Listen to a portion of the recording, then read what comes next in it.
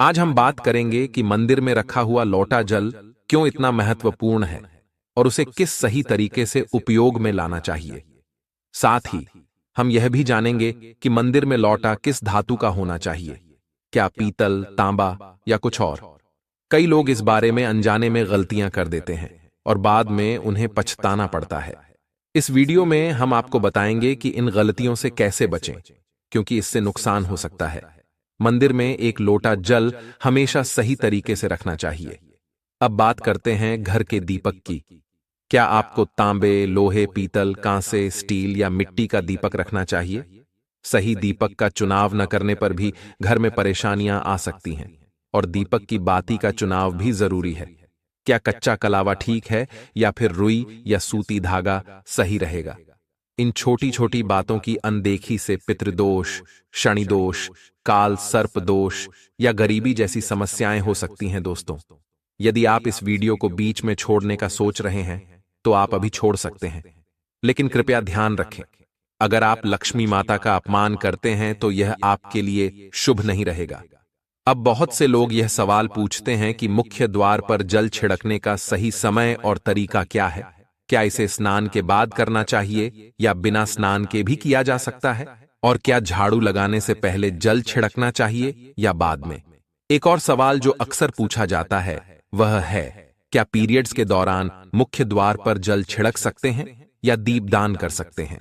और जब मुख्य द्वार पर जल चढ़ाएं तो इसे अंदर की तरफ से चढ़ाएं या बाहर की तरफ से? फ्लैट या किराए के घर में रहने वाले लोग भी पूछते हैं कि मुख्य द्वार पर दीपदान और जल छिड़कने का सही तरीका क्या है। आज का वीडियो इन्हीं सवालों के जवाब पर आधारित है। सबसे पहले हम यह जानेंगे कि घर के बाहर और अंदर दीपक जलाने के क्या फायदे हैं। खासकर घर के बाहर दीपक जलाने से जो 5 बड़े फायदे होते हैं वह आपको चौंका सकते हैं। भगवान की पूजा में दीपक जलाने का महत्व तो सभी जानते हैं। हिंदू धर्म में देसी घी या सरसों के तेल का दीपक जलाना बेहद शुभ माना जाता है तथा तिल के तेल का दीपक भी जलाया जाता है। लेकिन भगवान के सामने दीप जलाना केवल पूजा का एक तरीका नहीं है, बल्कि घर के अंदर और बाहर दीप जलाने से कई लाभ मिलते हैं। दीपक जलाने से न केवल सकारात्मक ऊर्जा उत्पन्न होती है, बल्कि 5 बड़े फायदे भी मिलते हैं। तो आइए जानते हैं। नंबर 1, पृथ्वी से अंधकार दूर होता है। घर में दीपक जलाने से न केवल घर का अंधकार दूर होता है, बल्कि यह नकारात्मक ऊर्जा को भी घर से बाहर कर देता है। जहां दीपक जलता है वहां सकारात्मक ऊर्जा का वास होता है। स्वाभाविक है कि जहां सकारात्मक ऊर्जा होगी वहां भगवान का भी वास होगा। इसलिए शाम होने से पहले दीपक जलाना शुभ माना जाता है। तेल से जलने वाले दीपक का असर उसके बुझने के बाद भी आधे घंटे तक बना रहता है, जबकि शुद्ध देसी घी का दीपक वातावरण को करीब 4 घंटे तक सकारात्मक रखता है। नंबर 2, दीपक जलाने का वैज्ञानिक लाभ। जब घर में शुद्ध घी या सरसों के तेल का दीपक जलता है तो उसके धुएं से घर के माहौल में सात्विकता आती है। यह धुआं हानिकारक कणों को नष्ट करता है और वातावरण को शुद्ध बनाता है। नंबर 3, सुख समृद्धि का वास। जिस घर में भगवान के सामने दीप जलाया जाता है वहां माता लक्ष्मी की कृपा बनी रहती है। ऐसे घर में सुख समृद्धि का वास होता है। दीपक को पूर्व दिशा में रखने से व्यक्ति दीर्घायु होता है और उत्तर दिशा में रखने से धन संपन्नता बढ़ती है। दीपक न केवल घर के अंधकार को दूर करता है, बल्कि हमारे जीवन को भी प्रकाश की ओर ले जाता है। नंबर 4, बीमारियों को दूर भगाने में मदद। घर में दीपक जलाने से बीमारियां आसपास नहीं भटकती। परिवार के सभी सदस्यों को स्वास्थ्य लाभ मिलता है। खासकर अगर दीपक के साथ एक लौंग भी जला दी जाए तो इसका असर 2 गुना हो जाता है। यह त्वचा संबंधी बीमारियों को दूर करने में मदद करता है। नंबर 5, शुभ शक्तियों को आकर्षित करना। सनातन धर्म के अनुसार जिस घर में सुबह शाम दीप जलाया जाता है वहां कभी अंधकार नहीं होता। ऐसा घर शुभ शक्तियों को आकर्षित करता है। जलता हुआ दीपक शुभ शक्तियों को चुंबक की तरह खींचता है, जो घर के लिए अत्यंत लाभकारी होता है। तो दोस्तों, अब जानते हैं कि मुख्य द्वार पर जल छिड़कने का सही समय और विधि क्या है। अगर आप मुख्य द्वार पर जल चढ़ाते हैं तो आपको यह ध्यान रखना है कि जल को रात में सोने से पहले एक पात्र में भरकर रखना चाहिए। आप कोई भी पात्र ले सकते हैं, जैसे तांबे, पीतल, स्टील या चांदी का। यदि गंगा जल उपलब्ध हो तो उसे थोड़ी मात्रा में डालें और फिर शुद्ध जल से पात्र भर दें। अगर गंगा जल नहीं है तो केवल शुद्ध जल भी पर्याप्त है। इस जल से भरे पात्र को अपने घर की रसोई में रख दीजिए। सुबह उठकर इस जल का छिड़काव अपने घर के मुख्य द्वार पर करें। मुख्य द्वार पर सुबह सबसे पहले छिड़का गया जल घर की सभी समस्याओं को दूर करता है। यदि आप नकारात्मक ऊर्जा, मानसिक परेशानी, आर्थिक तंगी या वास्तु दोष से परेशान हैं, तो यह उपाय आपकी मदद करेगा। रसोई में रखा जल मुख्य द्वार पर छिड़कने से आपके घर की परेशानियां समाप्त हो सकती हैं। यह उपाय न केवल वास्तु दोष और पितृदोष को समाप्त करता है, बल्कि तंत्र मंत्र या बुरी नजर के प्रभाव को भी खत्म करने में सहायक है। इस उपाय को नियमित करने से घर में सुख समृद्धि बनी रहती है और बीमारियों से भी मुक्ति मिलती है।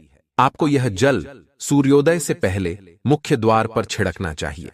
अगर सूर्योदय के बाद आप मुख्य द्वार को अन्य जल से धोना चाहें तो यह कोई समस्या नहीं है, लेकिन यह विशेष जल सूर्योदय से पहले ही छिड़क दिया जाना चाहिए। अब कई लोग पूछते हैं कि क्या यह जल छिड़कने से पहले स्नान करना जरूरी है या बिना स्नान किए भी इसे किया जा सकता है। देखिए, जो जल हम सुबह मुख्य द्वार पर छिड़कते हैं वह एक महत्वपूर्ण उपाय है। इसे स्नान करने के बाद करना आवश्यक नहीं है। सुबह जल्दी उठें, सबसे पहले रसोई में जाएं और पहले से रखे जल को लेकर मुख्य द्वार पर जाएं। मुख्य द्वार खोलें और इस जल का छिड़काव करें। जल छिड़कते समय अपने पितरों और मां लक्ष्मी का ध्यान जरूर करें। ऐसा कहा जाता है कि सुबह सुबह मां लक्ष्मी हर घर के द्वार पर आती हैं। जिन घरों के द्वार खुले होते हैं और जहां जल का छिड़काव किया गया होता है, वहां मां लक्ष्मी प्रवेश करती हैं। जल छिड़कते समय अपने मन में मां लक्ष्मी से प्रार्थना करें, हे मां लक्ष्मी, कृपया मेरे घर में प्रवेश करें, मैं आपका स्वागत करने के लिए तैयार हूं। इसके बाद पितरों का ध्यान करें, क्योंकि घर की दहलीज को पितरों का वास स्थान माना जाता है। जब आप दहलीज पर जल छिड़कते हैं तो पितर प्रसन्न होते हैं और उनका आशीर्वाद आपको मिलता है। स्नान करने की आवश्यकता नहीं है, आप बिना स्नान किए भी यह कार्य कर सकते हैं। अब आपके अगले प्रश्न की बात करें, क्या जल का छिड़काव झाड़ू लगाने के बाद करना चाहिए या पहले? इसका उत्तर यह है कि सुबह उठने के बाद सबसे पहला कार्य जल का छिड़काव करना चाहिए। इसके बाद आप झाड़ू लगा सकते हैं। सुबह उठते ही सबसे पहले बिस्तर पर बैठकर अपने दोनों हथेलियों को देखें और मां लक्ष्मी का ध्यान करें। यदि चाहें तो निम्न मंत्र का उच्चारण कर सकते हैं, कराग्रे वस्ते लक्ष्मीयः कर मध्य सरस्वती, कर मूले तु ब्रह्मा, प्रभाते कर दर्शनम। फिर दोनों हाथ जोड़कर देवी देवताओं को प्रणाम करें। इसके बाद हाथ से धरती को स्पर्श कर प्रणाम करें और धीरे से अपना दाहिना पांव जमीन पर रखें। फिर रसोई में जाकर जल लें और मुख्य द्वार पर जल छिड़कें। जल छिड़कते समय मां लक्ष्मी और पितरों का ध्यान अवश्य करें। उसके बाद आप अपने घर के अंदर आकर अपनी दिनचर्या जैसे झाड़ू लगाना, स्नान करना आदि कर सकते हैं। अब कुछ लोगों का यह सवाल होता है कि क्या जल छिड़कने के बाद मुख्य द्वार की सफाई की जा सकती है? तो हां, आप ऐसा कर सकते हैं। पहले रसोई में रखा जल मुख्य द्वार पर छिड़क दें। इसके बाद अतिरिक्त पानी लेकर मुख्य द्वार की अच्छे से सफाई झाड़ू या पानी से कर सकते हैं। कुछ लोग पूछते हैं कि अगर वे फ्लैट या किराए के एक कमरे में रहते हैं तो जल का छिड़काव और दीपदान कहां करें? तो इसका उत्तर यह है कि आप जहां रहते हैं वहां के मुख्य द्वार को ही माने। मतलब जिस दरवाजे पर आपका नाम लिखा हो या नेम प्लेट लगी हो, वहीं जल छिड़कें और दीपदान करें। अगर आपके पास एक ही कमरा है तो कमरे के दरवाजे को मुख्य द्वार माने और वहीं पर यह उपाय करें। अब अगला सवाल यह है कि क्या पीरियड्स के दौरान मुख्य द्वार पर जल छिड़का जा सकता है और दीपदान किया जा सकता है? जल छिड़कने के लिए पीरियड्स का कोई असर नहीं होता। आप जल छिड़क सकती हैं, लेकिन दीपदान कार्मिक पूजा में आता है जो बिना शुद्धता के नहीं किया जा सकता। इसका मतलब यह है कि पीरियड्स समाप्त होने के बाद ही दीपदान करें। इसके अलावा कुछ लोग पूछते हैं कि मंदिर में जल रखना जरूरी है या नहीं और रखा हुआ जल क्या करना चाहिए। तो शास्त्रों के अनुसार घर के मंदिर में एक लोटा जल रखना बहुत जरूरी है। जल ऊर्जा को संचित करता है। जब आप पूजा करते हैं, मंत्र जपते हैं या भगवान से प्रार्थना करते हैं, तो इन सभी की ऊर्जा उस जल में समाहित हो जाती है। यही कारण है कि मंदिर में जल रखना आवश्यक है। सुबह की पूजा के दौरान एक लोटा जल मंदिर में रखें और दीपक जलाएं। यह अग्नि और जल के संतुलन का प्रतीक है।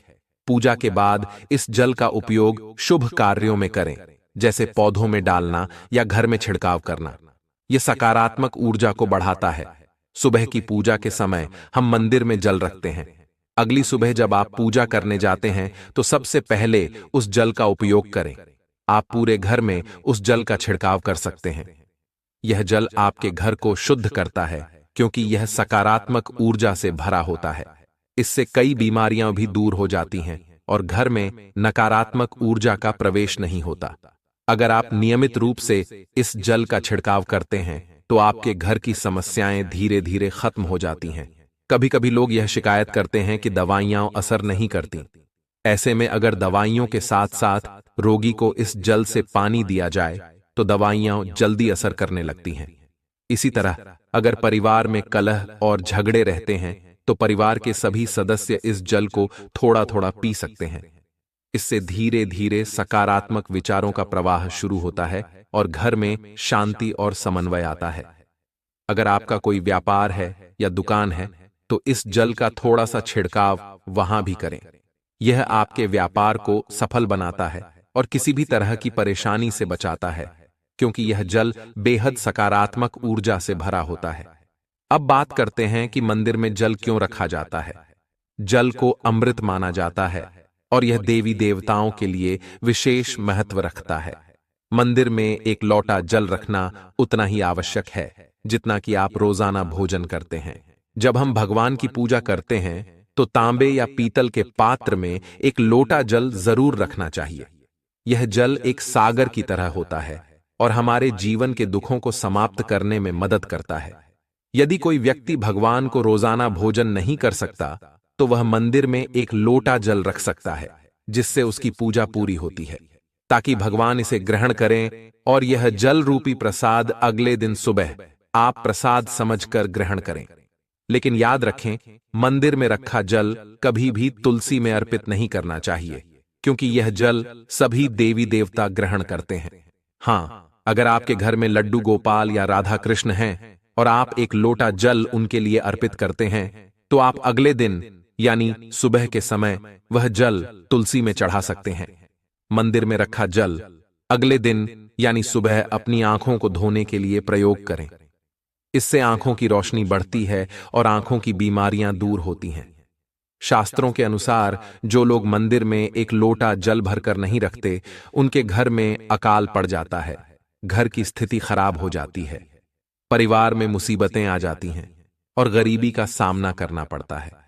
आप चाहे तो एक लोटा जल में फूल आदि डालकर रख सकते हैं, जो बहुत शुभ माना जाता है। मंदिर में रखा जल का एक और उपयोग यह है कि इसे घर की रसोई में, खाना बनाने में या पीने में भी प्रयोग कर सकते हैं। लेकिन यह जल तभी इस्तेमाल करें जब आपके घर में सात्विक भोजन बनता हो। अगर लहसुन या प्याज का इस्तेमाल होता है तो इस जल का प्रयोग खाना बनाने में नहीं करें। इस जल को परिवार के सभी सदस्य थोड़ी थोड़ी मात्रा में पी सकते हैं और बचा हुआ जल आप घर के पौधों में डाल सकते हैं। यह जल व्यर्थ नहीं होता, इसके बहुत सारे उपयोग होते हैं।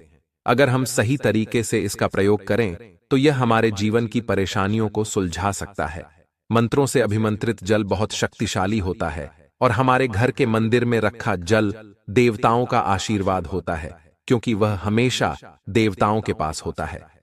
इस जल में सभी सकारात्मक शक्तियां समाहित होती हैं और अगर हम इसका सही प्रयोग करें तो यह हमारे जीवन में सकारात्मक परिवर्तन ला सकता है। मतलब आप जल को पीने, खाना बनाने, घर में छिड़काव करने में इस्तेमाल करते हैं तो इससे हमारी समस्याओं का समाधान होता है। और अगर कोई भी कार्य नियमित तौर पर किया जाता है तो हमें उसका लाभ जरूर मिलता है। कभी कभी करेंगे तो उतना लाभ दिखाई नहीं देगा, लेकिन अगर आप नियम बना लें कि हर रोज उसी जल से घर में छिड़काव करना है, घर के हर व्यक्ति को थोड़ा थोड़ा पीने के लिए देना है, बचा हुआ जल पौधों में डालना है, दुकान पर छिड़कना है, व्यापारिक स्थल पर छिड़काव करना है, बच्चों की किताबों और तिजोरी में छिड़काव करना है, तो आपको निश्चित ही चमत्कार देखने को मिलेगा। इसी तरह से जो रसोई में रखा हुआ जल होता है, उसका छिलका आप अपने घर के मुख्य द्वार पर रखें, तो इसका लाभ बहुत जल्दी दिखाई देगा। लेकिन इसे अपने रूटीन में शामिल करना होगा और प्रतिदिन नियम से यह कार्य करना होगा, तभी आपको लाभ मिलेगा। कई लोगों के सवाल होते हैं कि मंदिर में रखा जल जब हम अगले दिन उठाते हैं तो उसमें कभी कभी कीड़े मकोड़े पड़ जाते हैं, तो क्या हम उसे ढक सकते हैं? हां, आप उसे पूजा के बाद किसी प्लेट या कटोरी से ढक सकते हैं। जब आप अगले दिन उस जल को उठाएंगे तो वह बिल्कुल शुद्ध और साफ सुथरा होगा। आप इस जल का प्रयोग किसी भी कार्य में कर सकते हैं। जब भी आप घर के मुख्य द्वार पर जल छिड़काव करें तो गणेश जी का मंत्र ओम गणपतये नमः जरूर बोलें। और जो हमने आपको वीडियो में बताया है उसे ध्यान से समझकर अपने घर के मुख्य द्वार पर जल का छिड़काव करें। अब जानते हैं कि दीपक किस पदार्थ का होना चाहिए, लोहे का, तांबे का, पीतल का, कांसे का, स्टील का या मिट्टी का। आखिर घर में कौन सा दीपक रखना शुभ माना जाता है? अगर गलती से भी घर में गलत पदार्थ का दीपक रखा है तो पूरा घर अस्त व्यस्त हो जाएगा, कंगाल हो जाएगा और बर्बाद हो जाएगा। देखिए, स्टील के दीपक में पूजा करने से घर में शनि को नाराज किया जाता है। लोहे के दीपक से भी पूजा नहीं करनी चाहिए क्योंकि इससे घर में गरीबी आ जाती है। बाजार में लुभाने के लिए कांच के दीपक भी आ गए हैं, लेकिन बिल्कुल भी गलती से भी घर में कांच का दीपक न लाएं, नहीं तो राहु केतु आपके घर में आ सकते हैं और घर बर्बाद हो सकता है। कांच का दीपक शनि और राहु को नाराज करता है। तांबे का, पीतल का और मिट्टी का दीपक धन की देवी लक्ष्मी को आकर्षित करता है। घर में कोई भी अन्य प्रकार का दीपक लाना सही नहीं माना जाता। पीतल और मिट्टी के दीपक को शुभ और मंगलकारी माना जाता है क्योंकि यह शनि और राहु केतु को प्रसन्न रखता है, साथ ही मंगल ग्रह का भी असर कम करता है। कच्चा कलवा और रुई से जलने वाला दीपक सर्वोत्तम होता है। जो लोग सूती धागे से हाथ पर बांधने वाली बाती तैयार करते हैं उनके घर में समस्याएं और गरीबी आ सकती हैं। रुई और कच्चा कलवा का दीपक ही शुभ माना जाता है। अब जानते हैं मंदिर में घंटी क्यों बजाई जाती है। शंकर के मंदिर में घंटी बजाने का उद्देश्य क्या है? ताली क्यों बजाई जाती है? शास्त्रों के अनुसार जब भी आप मंदिर या घर में घंटी बजाते हैं तो शिव महापुराण, लिंग पुराण और विष्णु पुराण में कहा गया है कि घंटी का नाद करते ही जितने तीर्थ हैं, साधक जो साधना कर रहे हैं, जप और तप हो रहे हैं, जितने दान किए जा रहे हैं, उन सभी पुण्यों का फल उस समय आपके खाते में जमा हो जाता है। अब मंदिर में ताली बजाने का महत्व भी समझें।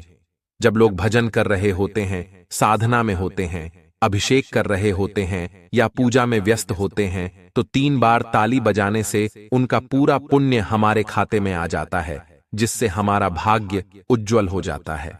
एक महत्वपूर्ण बात यह है कि घर में गरुड़ घंटी का नाद करना बेहद शुभ माना जाता है, मगर बच्चों को खेल के तौर पर घंटी नहीं दी जाती क्योंकि घंटी का नाद करते समय सभी का पुण्य हमारे खाते में आ जाता है। इसलिए घंटी का नाद केवल पूजा और भजन के समय ही करना चाहिए, इसे खेल खिलौने के रूप में न लें। मंदिर में घंटी बजाने का तरीका भी महत्वपूर्ण है। यह हमेशा प्रेम और श्रद्धा से बजानी चाहिए, न कि जोर जोर से। कई बार लोग मंदिर का पट बंद होने के बाद भी घंटी बजा देते हैं, जिससे पाप लगता है। अगर भगवान मंदिर में विश्राम कर रहे हैं तो उस समय घंटी बजाना घोर पाप माना जाता है। मंदिर बंद होने पर घंटी को रस्सी से बांध दिया जाता है ताकि वह न बजे। घंटी बजाने का सबसे शुभ समय सुबह 4 बजे से लेकर 11 बजे तक होता है क्योंकि यह समय अत्यंत मंगलकारी होता है। इसके अलावा शाम 6 बजे से रात 11 बजे से पहले भी घंटी बजाई जा सकती है। रात 12 बजे के बाद मंदिर के पट बंद कर दिए जाते हैं और देवी देवता विश्राम करते हैं। इस समय घंटी बजाना पुण्य के बजाय पाप का कारण बन सकता है। दोस्तों, आज की जानकारी आपको कैसी लगी? कृपया कमेंट करके हमें बताएं। अगर आप माता लक्ष्मी का सम्मान करते हैं तो एक लाइक जरूर करें और हमारे चैनल ज्ञानवर्धक टेल्स को सब्सक्राइब करके कमेंट में जय माता लक्ष्मी जरूर लिखें। धन्यवाद।